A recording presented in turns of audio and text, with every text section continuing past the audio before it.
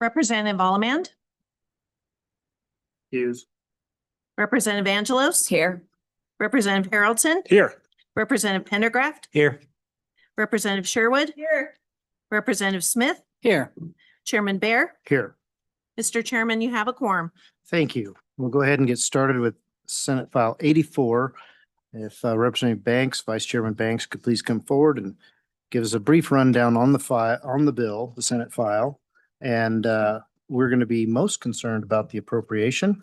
I would like the state engineer to come in and give us some comments about the positions that are involved with this bill as well. So please proceed. Thank you, Mr. Chairman. So I bring you this afternoon, Senate File 84, which is a bill that originated from the Select Water Committee, dealing with our compact and obligations along the Colorado River.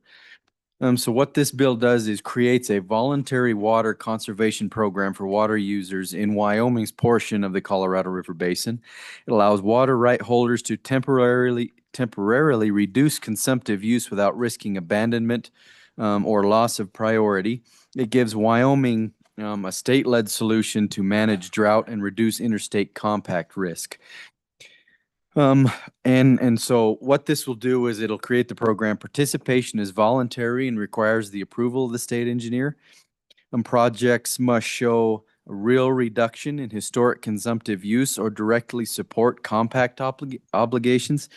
Projects cannot injure other water rights, promote interstate water marketing, or harm the public interest. Conservation is temporary. Water rights automatically return to full use when a project ends. Participation is limited to 5 consecutive years, then must return to full use when a project ends. So what we're trying to do here is help Wyoming avoid federal action or involuntary curtailment where the feds say, hey, you've got to now restrict your use. What we're trying to do is make it a state level participation that's voluntary, that allows us some control over that reduction of that water if be necessary, instead of being driven by the federal government. It also protects water users while providing flexibility during prolonged drought. And it assists in avoiding junior users entering into buy and dry scenarios to meet water demands. We really don't want to see buy and dry happen along the Colorado River or anywhere in the state of Wyoming.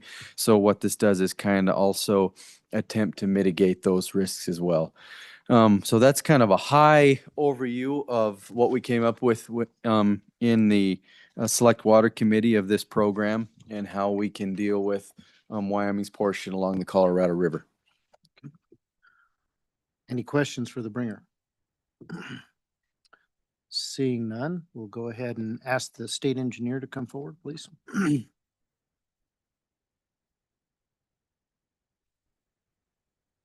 Welcome to House Appropriations. Good afternoon, Mr. Chairman. Thank you. Brandon Gebhardt, Wyoming State Engineer.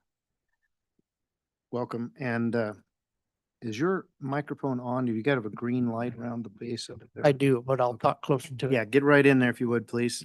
Thank you, State Engineer. If you could just tell us about the positions and how they'll fit into your organization and what they'll be doing. Certainly, Mr. Chairman.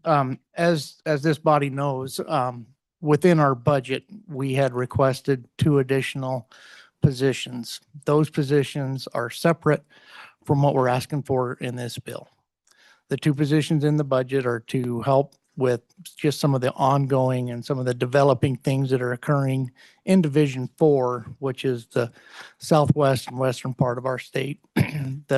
We call it our Division 4 manages that. They have 4 compacts and 3 decrees that they're working with in that, and just everything going on with downstream states, within our states.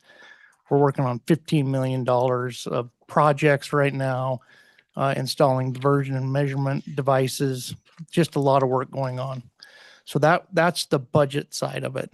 For this portion, we're also asking for 2 positions to implement the program.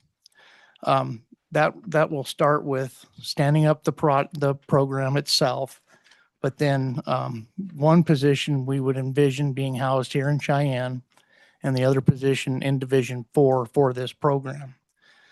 The reason for that is the language in the bill is slightly different than some of the other temporary water changes that we allow under statute right now.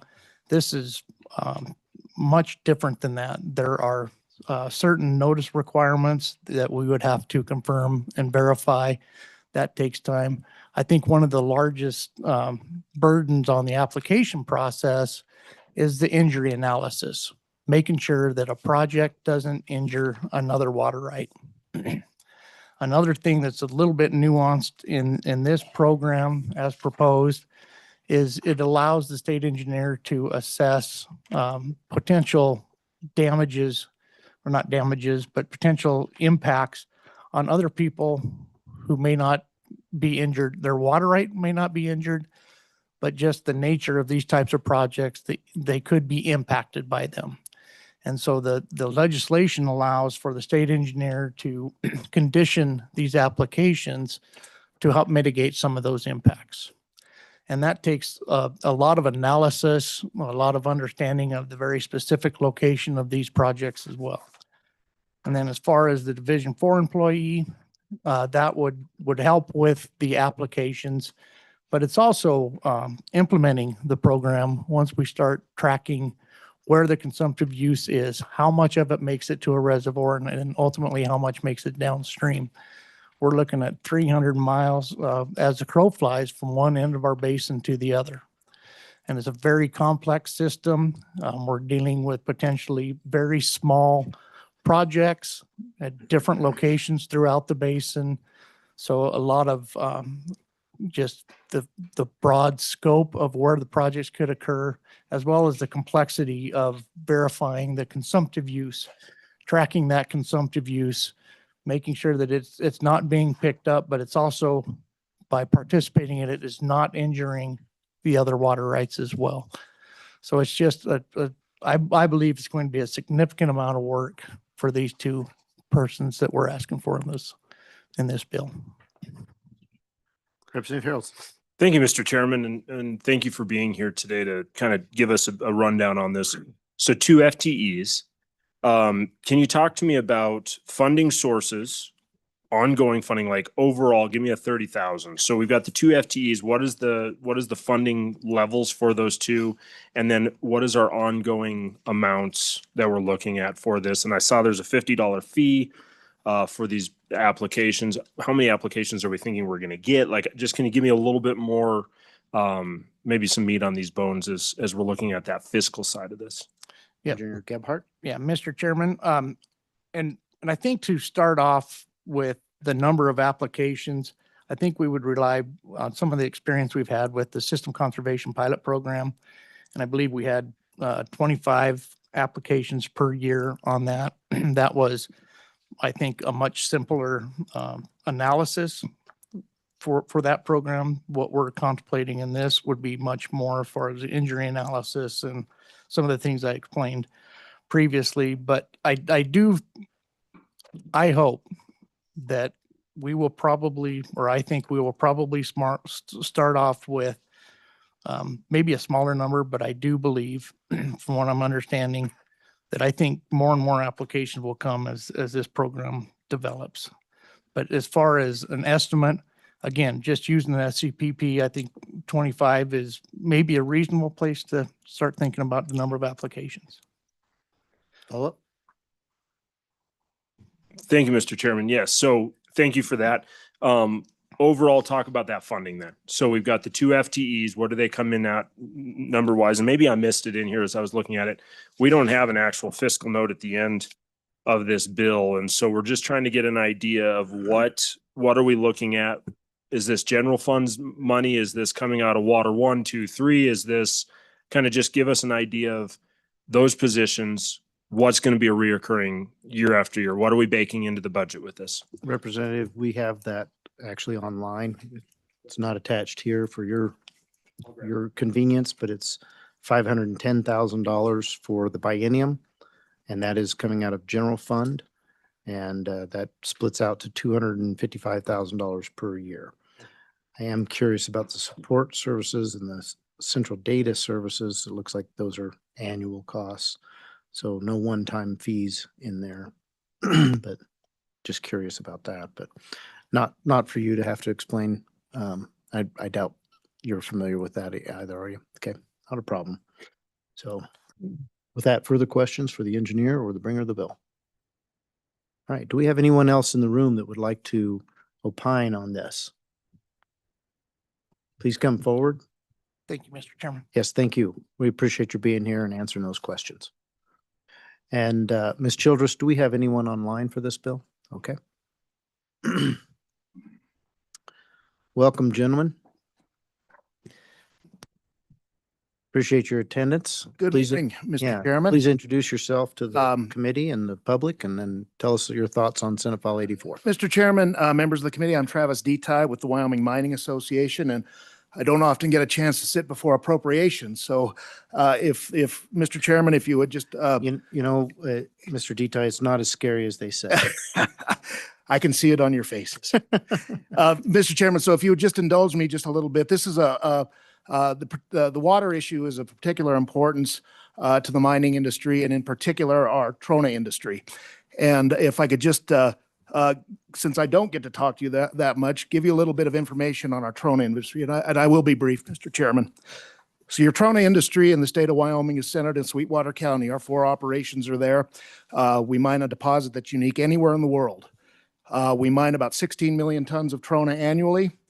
The industry employs over 3,300 full-time and contract employees, and they pay over about 200 million annually in taxes and royalties to state and local governments.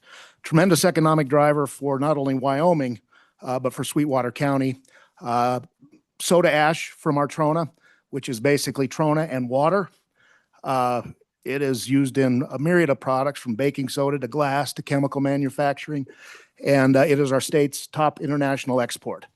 So the industry is critical. Water is critical for your soda ash industry. If we don't have water, you don't have a trona industry. So with that, I'm going to turn it over to my colleagues. With me is Mr. Craig Rood of We Soda and Mrs. Jody Levin, who represents our trona miners. Mr. Rood? Good afternoon, Mr. Welcome. Chairman and members of the committee. I do work for We Soda. I've been in Trona for 34 years. We are the biggest trona mine in the world of natural trona. Water is very important to us, and I won't repeat everything Mr. Detai said, but we use trona and water to make soda ash, and it's every piece of glass in the United States has trona in from Southwest Wyoming. So it's very important to our state as well as the country. I think we need another tool in our toolbox to help us keep water in Wyoming, and this is the start. Is it perfect?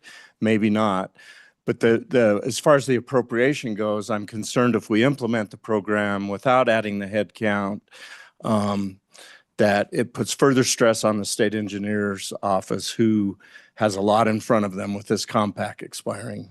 We're not as equipped as some of the other states for the fight that's coming at us. So with that, I'll stand for any questions. Any questions for Mr. Rood? Mr. Chairman, if I could, Please. I thought Mrs. Levin joined us up here, but apparently she turned into Mr. McGagna. So it's just Craig and I on behalf of the trona industry. So thank you, Mr. Chairman. We're looking for her. All right, any questions for Mr. Rood? Seeing none, thank you very much for being here. We appreciate your testimony. Yep. Mr. McGagna, please introduce yourself to the Thank committee you, and the Mr. public. Chairman. Jim McGagnon with the Wyoming Stockgrowers Association. I feel honored to be confused with Ms. Levin, someone I've worked with for many years. But when we talk about conservation program and conservation use of these water rights, we're talking about irrigation water rights that our people in the Colorado River Basin have held, many of them for over a century, and that are used on their irrigated lands. And I can honestly say, as I sit here, none of those people want to forego putting that water on the land. But the thing we're faced with, unfortunately, with what's happening in the Colorado River, that the water is no longer there, and the states haven't reached an agreement. And our fear is that what could well happen would be that these water rights would be curtailed by action by the federal government or by the states working together. So having a program where those who feel they can do it and still maintain their agricultural lands can voluntarily forego the use of some of this water for a period of time is very much in our interest. And we fully support the bill for that reason. The vast majority of our people in the basin do so. Specific to the appropriation, Mr. Chairman, I accept some responsibility for the need for those two positions. We work closely in the development of this with the state engineer's office, and we were very adamant in our insistence that there be a very thorough and complete process so that all other irrigation right holders in the area, all water right holders really, were kept fully informed of what was happening here, that they were aware in advance when an application was being filed, that they have full opportunity to respond to those applications, point out to any way that those might impact their use of their own water rights, and finally, that they have a very thorough system to complain if their rights are being negatively impacted as this water is in effect being shepherded through the system to be made available to our lower basin states. So for that reason, we feel these two positions are very critical to making this program work in a way that's not harmful to our water right holders, and would encourage your support for those positions in the budget part of this bill. With that, Mr. Chairman, I'd be pleased to take any questions. Any questions for Mr. Magagna? Mr. Magagna, do you feel like the agency has a sufficient communication plan to achieve what you've just suggested that these two people would be tasked with? Mr. Chairman, today I do believe they do, and we focused heavily on that with working with the state engineer, with the Attorney General's representative to the state engineer's office, and to come up with a mechanism that is realistic. We had talked at one point about notifying every water right holder in the basin every time there's an application. That's thousands. It clearly wasn't realistic, but we feel the system we've put in place allows for adequate communication, but it's going to take particularly that individual that's over in western Wyoming at some point within the basin. That's just a major part of their time is going to have to be devoted to building this communication, making sure the communication works effectively. Any further questions? All right. Thank you for being here. We appreciate you. All right. Is there any other people in the room that would like to make public comment on Senate File 84? Seeing none, and there's none online, Ms. Childress? All right, we'll close public comment. Committee, what's your pleasure? Moved by Representative Haroldson, seconded by Representative Sherwood. Any comments on the bill? Seeing none. Any questions before we vote? Seeing none, Ms. Childress, please take the roll call on Senate File 84. Roll call vote, Senate File 84 in gross, do pass. Representative Allemand? Aye. Representative Angelos? Aye. Representative Haroldson? Aye. Representative Pendergraft? Aye. Representative Sherwood? Aye. Representative Smith? Aye. Chairman Bear? Aye. Mr. Chairman, 7-0. Thank you. Now we'll move on to Senate File 111. Select Committee on Gaming. Thank you. You have somebody here to present this bill? Do you have anyone online for this bill, Ms. Childress? Okay. Mr. Epigoyan, did you want to go ahead and come forward and tell us your thoughts on this bill? Mr. Chairman, members of the committee, Nick Agopian here today on behalf of J&J Gaming. It's a skills gaming company. It's a Senate File 111 Select Committee on Gaming. This is a bill that Senator Kolb has brought forward himself, I think as an outgrowth from the previous Select Committee on Gaming. I'd probably highlight two things with this bill that we do support, or we do support moving the bill forward. It is developing special expertise around gaming and having these gaming issues have a home committee. I think gaming has gone before 3, 4, or 5 committees over the last 3 years. I think your committee at Appropriations, Travel, Recreation, Wildlife, I think Corporations has had it, and then maybe Minerals. I don't recall, but it's been a handful of different committees. And then with the Select Committee last year, they were unable to draft their own legislation. And so I think Management Council took up a handful of these a handful of these bills as well. This would allow the select committee to draft legislation as well as develop that expertise and create the home committee home committee going forward, at least in the short term. And with that, I'd stand for any questions. Okay, any questions? Okay, seeing none, thank you for being here. Appreciate that, your comments. All right, is there anyone else for Senate File 111? Seeing none, we'll go ahead and close public comment. Committee, what's your pleasure? Moved by Sherwood. Is there a second?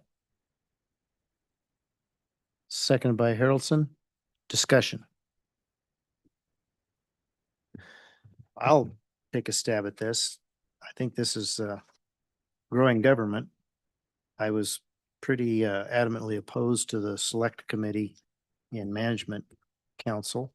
And I'm kind of surprised that the Senate, as heavy as their workload, was interested in doing this. I have a pretty skeptical mindset about being able to really rein in this gaming situation, but that's just me. So those are my thoughts. Anyone else? Representative Pendergraph. Thank you, Mr. Chairman. I feel quite similarly, as it seems like a lot of times there are certain things that are just unenforceable.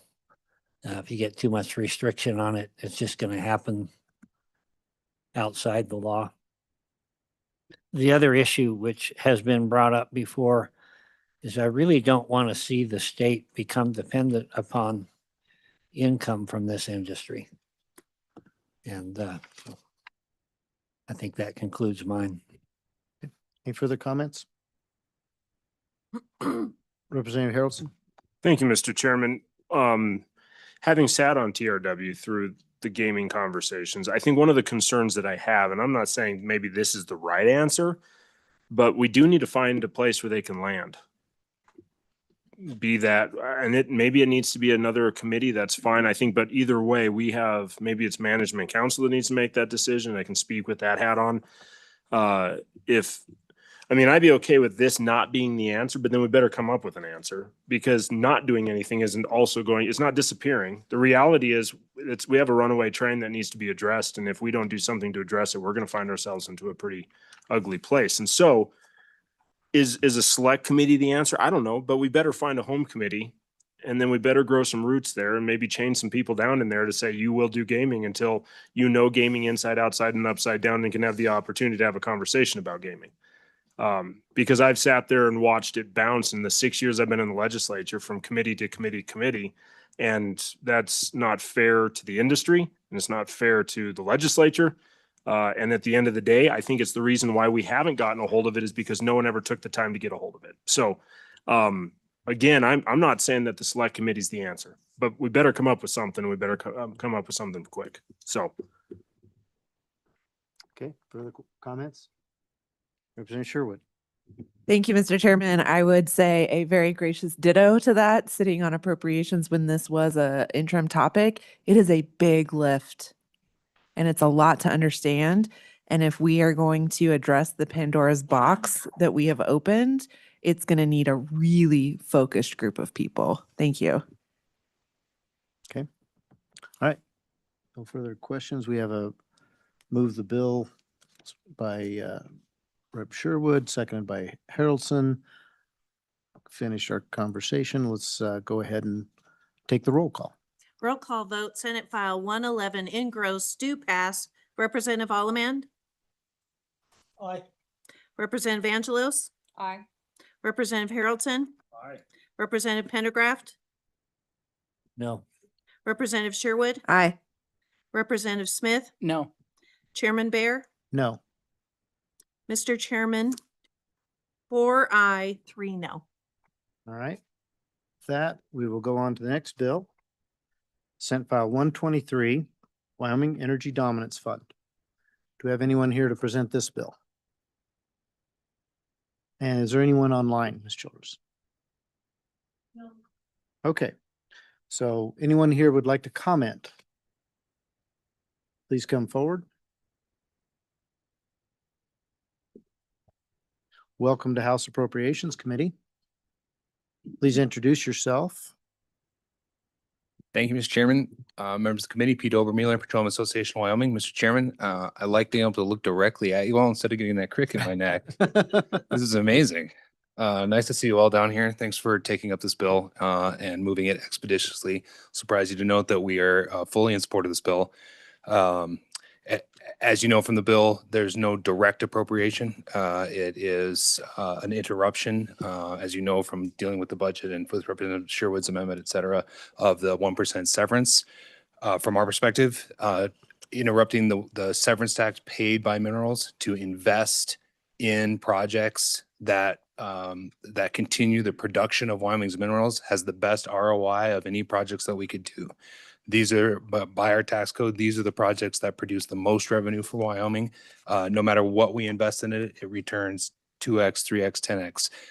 Joint Minerals has heard this over and over again. You all haven't had the opportunity to talk a little bit more about enhanced oil recovery, but you know that Wyoming's fields, after initial production, produce only about 15 to 20% of the oil in place. That means that some of our oil fields in the Bighorn Basin and others that have been produced continuously for over 100 years still have somewhere in the order of 70 to 80% of oil in place to be recovered. In our opinion, Mr. Chairman, one of the best things that Wyoming can do is find any way to keep our 37,000 oil wells open and producing, no matter how marginal they are for the return on investment. So, Mr. Chairman, we support the bill. Happy to answer questions. Okay, questions for Mr. Obermueller? Seeing none, thank you for being here and giving us your thoughts. Mr. Detail? Mr. Chairman, Travis Detail with the Mining Association would echo what my colleague in the oil and gas industry representing those folks said. We have a real opportunity here. In the last few months, I've been to meetings in Washington, D.C. and other places around the country. We have a very favorable administration right now. They're taking this seriously. They're taking on kind of shoving out the door the all of the above approach in favor of an all that works approach. And they're very serious about this. The eyes of the nation are on Wyoming. We have a chance to do this. With these funds, we have the possibility of actually pursuing coal exports through port expansion projects, something we weren't even talking about 18 months ago. That's just one of the things, the opportunity to develop our uranium resources with conversion, our world-class rare earths deposits, something that the United States is not even really on the table on if we're going to wrestle some of that market away from the Chinese. And I just think that in my industry and my membership sees this as a real opportunity, and we would urge you to move the bill forward, Mr. Chairman. Okay, any questions for Mr. Detail? All right, Mr. Detail, you mentioned coal export. This is pretty broad. You know, I'm looking here on page 7. It says Wyoming energy needs, including but not limited to. So what are your thoughts on these funds being helpful in the export port? You know, Mr. Chairman, discussing this in the Minerals Committee a couple of days ago, our sister state of Utah has committed over $50 million to port expansion projects. They're looking very actively at the Port of Guaymas. Oakland is on the table, and with the administration, we're back looking at Cherry Point up in Washington. To have the ability to maybe have an operator or a company come in and access these funds, to partner with Utah, to partner with other states, to build up that port capacity, and actually have the opportunity to move some of our coal off the West Shore to our allies over there so that they're not dependent on Chinese coal. None of this is it's going to be a competitive process, and projects will stand or fail on their own merits, but to have the opportunity to compete for some of that stuff, I think it's a good thing, and I think it's good for our industry. Okay, thank you. Any further questions for Mr. Detail?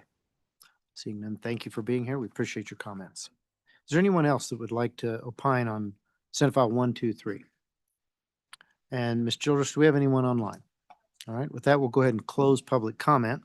Committee, what's your pleasure? Move the bill. Moved by Representative Almond, seconded by Representative Angelos. Any discussion on the bill?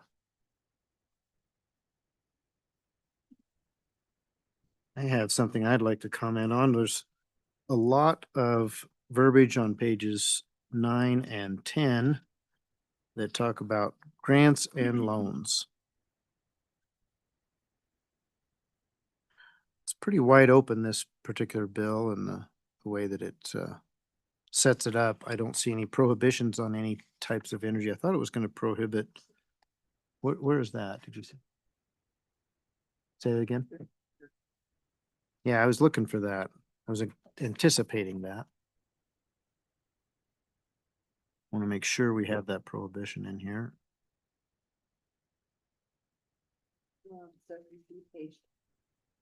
Mr. Chairman, I think you're looking at the language on, I know it's in two sections. Page 8 discusses the loans on lines 3 through 4.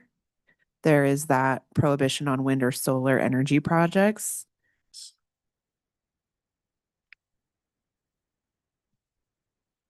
Mr. Chairman.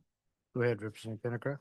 Thank you, Mr. Chairman. I was also looking at page 6, paragraph I. It gives a list,